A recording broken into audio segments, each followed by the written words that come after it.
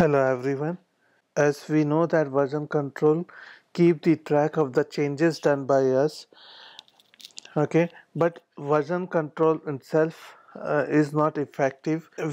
Whenever we have a group of people or team who wants to collaborate with each other, we require a central repository system, okay, because like if you have a repository on your local, it's not possible to share the that repository between it's not easy and not possible to share that repository with other members, okay. So we require a repository hosting service which help us to collaborate, provide us other functionalities like pipelining, review, pull request, and a lot of other things. So in this lecture we are going to talk about three this kind of services. One is GitHub, Bitbucket, and GitLab. All those three are online hosting services which provide different output to us. Let's go through the Bitbucket first. So if you will open bitbucket.org, you will see this kind of page, and if you go through this free unlimited private repository, so in Bitbucket you can create unlimited private repositories, okay, and it has Jira and Trello integration, as well as Bitbucket provide pipelines, like whenever any commit is pushed, a build will be triggered and it will keep going, and it will go through the various steps, okay, like deploying on the server and all. And then we have various branches review system. So online hosting services help us to collaborate. It helps us to do various other things. So if you want to start with Bitbucket, you have to have a account. For that, if you have a account, you can log in, or other, if you don't have a account, just click on the get started. It will ask for your email ID. For the example, if I give that, so it's telling you already have a Bitbucket account, but you can give your email ID if you don't have the Bitbucket account, and create one account. In my case, I have, so I will log in.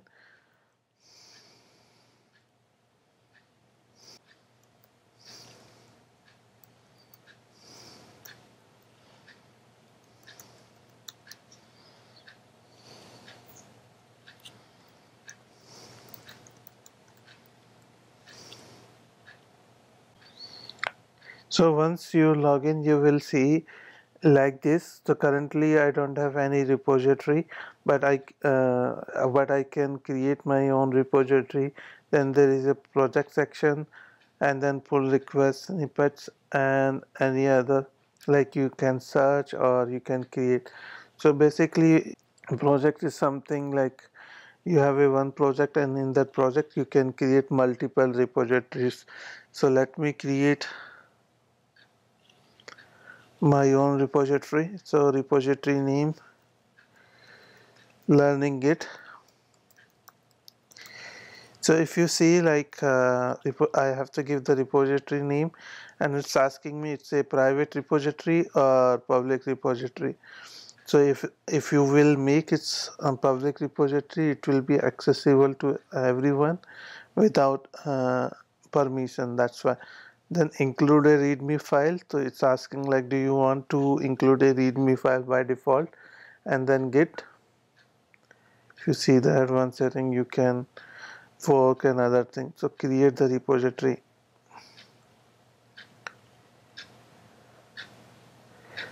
So once you create the repository, you will get something like this, okay. You will get a source folder. So you will see learning Git has been created.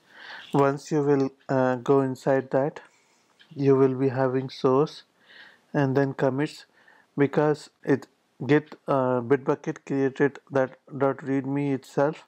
So I'm able to see one commit here. So as we will be keep pushing, Here it will show the history of all the commits. So, and after that we have the branches section. At this point of time we have two branches. One is master, another one is development.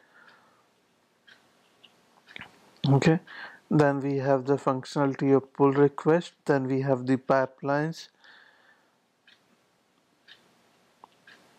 downloads, and then setting. So in setting, if you see, it's providing a lot of options. Okay, so if you want to add yourself or someone else, you can go here, users and group access, and you can do that. You can add the email ID and then add. So it will add the user to the Bitbucket, and then those user will be able to access your repository. So that's how Bitbucket help you to collaborate between teams.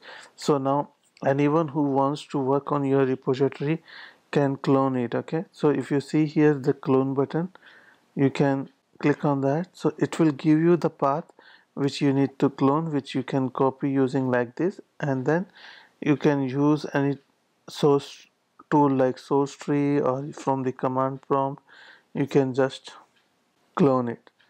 Basically git clone is used to get the exact replica of this repository, so that in future you can communicate with this remote repository and do your changes.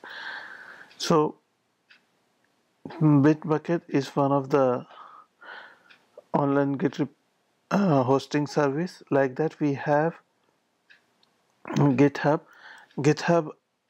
So GitHub also provides its own advantage. Basic, it was much more famous for the open sources at any point of time previously. So if you see here also we have the sign up and sign in. So we can click on the sign in, because I already have that account, and if I log in now, you see I'm able to log in, and if you see I have already have all those repository. Okay, if I want to create a new repository, I will click on the new, then what is the description, and if it is a public or private repository, and then I want to initialize this repository with a readme or not. Okay, so that's how we can create the repository here. And if you see any repository here, so it will give you the listing of all the file like this. Then what are the issues, if any pull request was created, will be listed down here. And the projects, if you have any wiki, that can be seen here. Create your first fees, whatever wiki if you want to create. And then there is the settings. Okay, so here you can specify who are the collaborators. So I can add any friend or any colleague or any teammate which I want to add. Then branches. Okay, showing master branch, and then webhooks are there, notifications. So like that, GitHub also